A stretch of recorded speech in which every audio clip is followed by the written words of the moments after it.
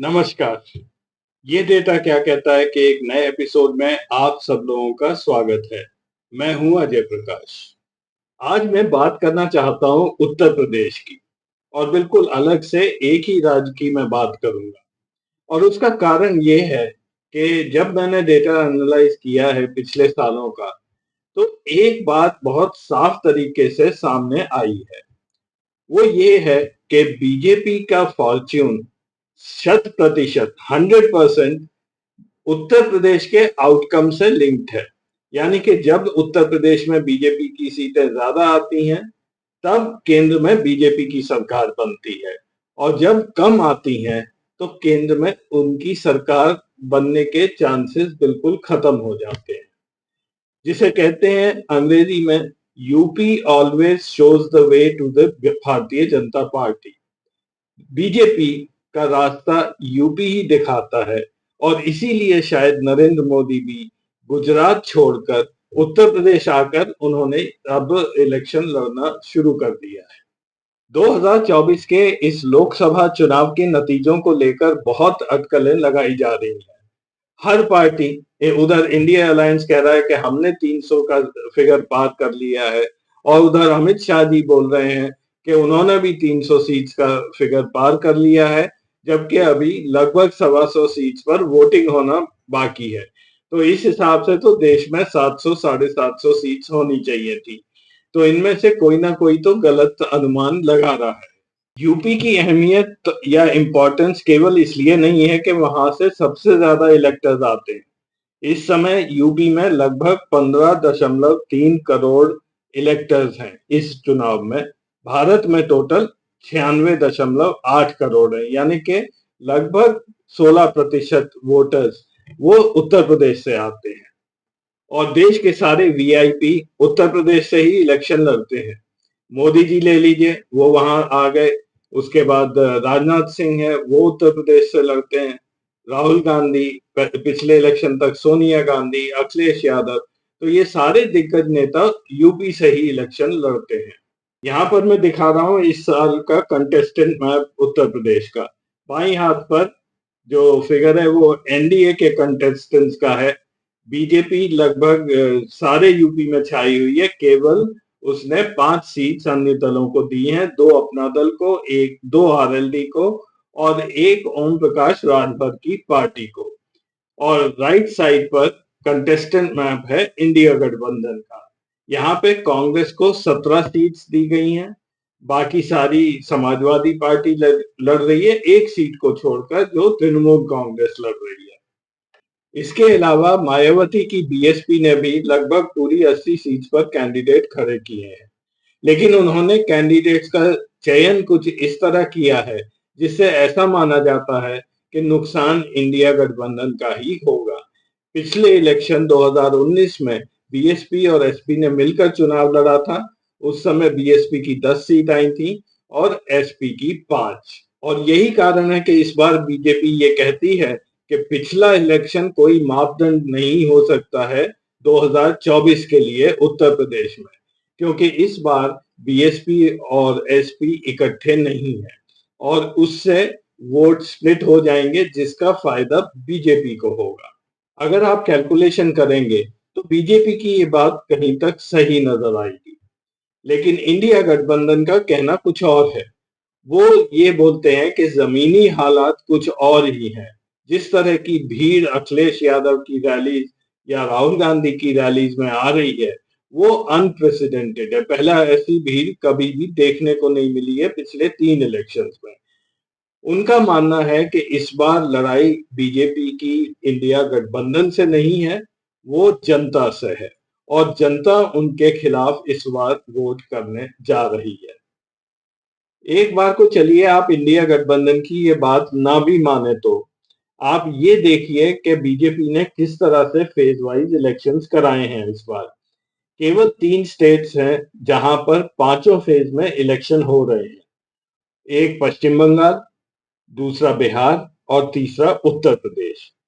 अब ऐसा क्यों है कि यहाँ पे इतना लंबा खींचकर इलेक्शन किया जा रहा है? उसकी कोई ना कोई वजह तो होगी। वेस्ट बंगाल में बीजेपी अपना स्कोर बढ़ाना चाहती है।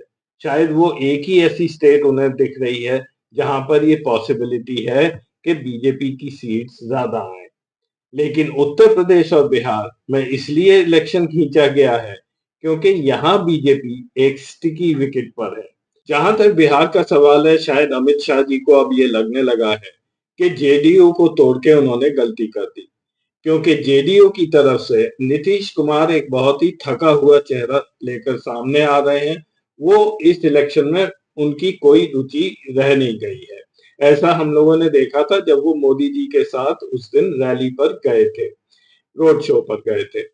और दूसरे, तेजस्वी यादव की पॉपुलैरिटी एकदम से बढ़ी है और ऐसा लग रहा है कि इस बार जनता आरजेडी की तरफ झुक रही है।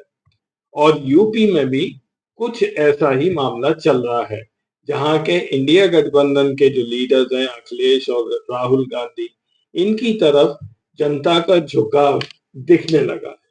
तो जिन राज्यों में आपको लड़ाई करनी है वहां पर आपको समय की ज्यादा जरूरत होगी। इसीलिए ये चुनाव लंबा खींचा गया है और 7 फेजेस में इलेक्शन कराए जा रहे हैं। आगे बढ़ने से पहले हमेशा की तरह आप सब लोगों से निवेदन है कि हमारे चैनल को सब्सक्राइब अवश्य करिए। हमारा अगर प्रोग्राम आपको अच्छा लगता है तो लाइक करिए, दोस्तों के साथ शेयर भी करिए। धन्यवाद। अब मैं बात करूंगा वोटिंग टर्नआउट की, जिसके ऊपर काफी बहस हो चुकी है।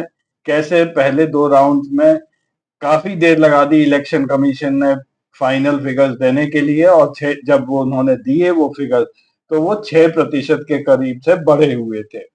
उत्तर प्रदेश को लेकर एक कंफ्यूजन सा बन गया है, क्योंकि ये बाकी देश में जो वोटिंग टर्नआउट के फिगर्स आ रहे हैं, ये उसको फॉलो नहीं कर रहा है।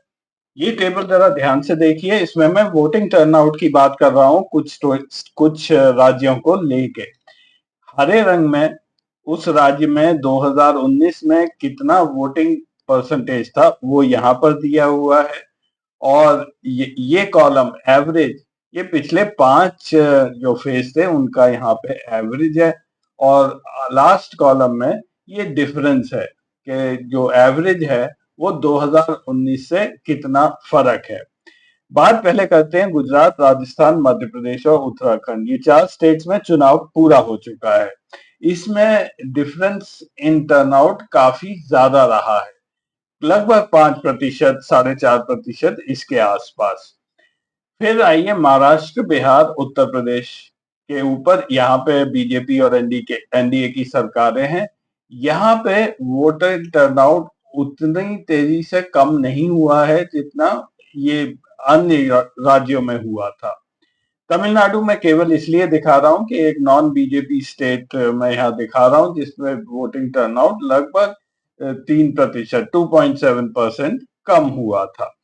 पिछले एक आध एपिसोड में मैं ये दिखा चुका हूं कि किस तरह से वोटिंग टर्नआउट अगर कम होता है तो बीजेपी को नुकसान होता है। मैं इन एपिसोड्स का लिंक डिस्क्रिप्शन में छोड़ रहा हूं। तो महाराष्ट्र, बिहार और उत्तर प्रदेश में अगर इस बार वोटिंग परसेंटेज में कमी नहीं आई है, तो क्या पिछली बार पुलवामा की घटना की वजह से यहाँ पर ज्यादा लोग नहीं निकले थे? ऐसा तो हो नहीं सकता। वो एक इमोशनल घटना थी, तो जरूर लोग ज्यादा वोट करने आए होंगे। तो इस बार भी अगर पिछले 2019 जितनी वोटिंग हुई है, तो ये कौन लोग हैं जो निकल कर आकर वोट दे रहे हैं? तो ये काफी अद्भुत सा फिनोमेना है कि आधी स्टेट जहां पे बीजेपी पावर में है उन्होंने एक तरह से वोट किया और बाकी आधी दूसरी तरह से वोट कर रहे हैं। इसके नतीजे 4 जून को आएंगे और रिजल्ट्स मेरे हिसाब से काफी इंटरेस्टिंग होंगे। अब हम देखेंगे कि बीजेपी की इलेक्टोरल किस्मत किस तरह से उत्तर प्रदेश से जुड़ी हुई है। इस ग्राफ में मैं दिखा रहा हूं कि कितनी सीट्स बीजेपी और कांग्रेस को आई हैं लोकसभा में 1991 के चुनाव से लेकर 2019 तक। कांग्रेस का नीला ग्राफ है, 1991 में 252, फिर 140, 141, ये नीचे आ गया 114 तक, फिर 2009 में बढ़ा 206 और उसके बाद एकदम से तेजी से कांग्रेस का ग्राफ नीचे आया है। पिछले इलेक्शन में 52 सीट्स आई थी, 52। उधर बीजेपी का ग्राफ इससे बिल्कुल अलग है। 1991 से इनकी ग्रोथ शुरू हुई।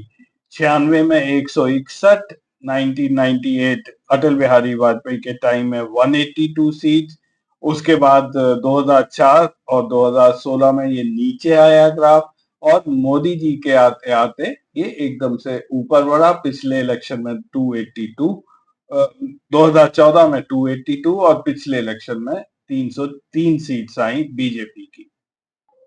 अगला ग्राफ थोड़ा इंटरेस्टिंग है।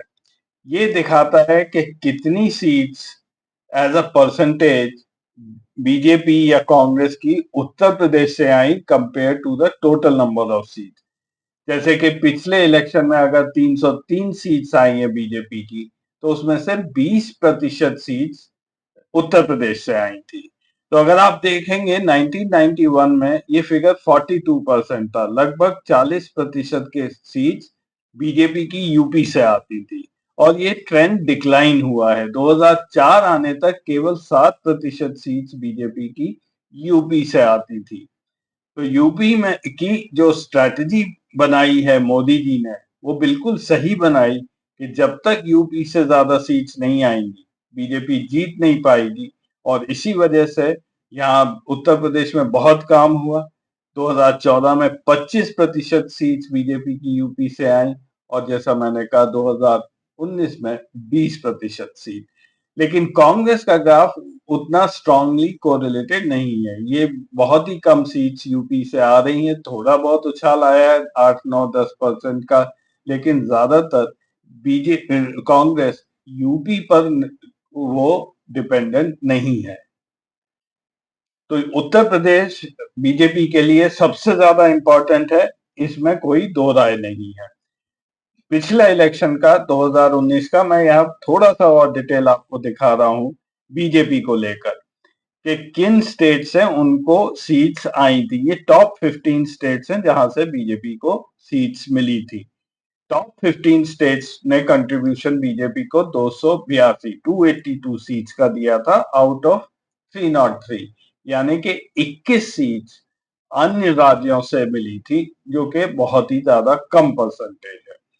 तो बीजेपी के लिए इंपॉर्टेंट है मध्य प्रदेश, पिछली बार 9.2% सीट्स आई थी। गुजरात, कर्नाटका और राजस्थान लगभग 8-8.5% सीट्स यहां से आई। महाराष्ट्र, पश्चिम बंगाल, बिहार, तो ये सबसे ज्यादा इंपॉर्टेंट सीट्स हैं। और यहीं पे आप देखेंगे कि बीजेपी 2024 में काफी कंसंट्रेट कर रही है।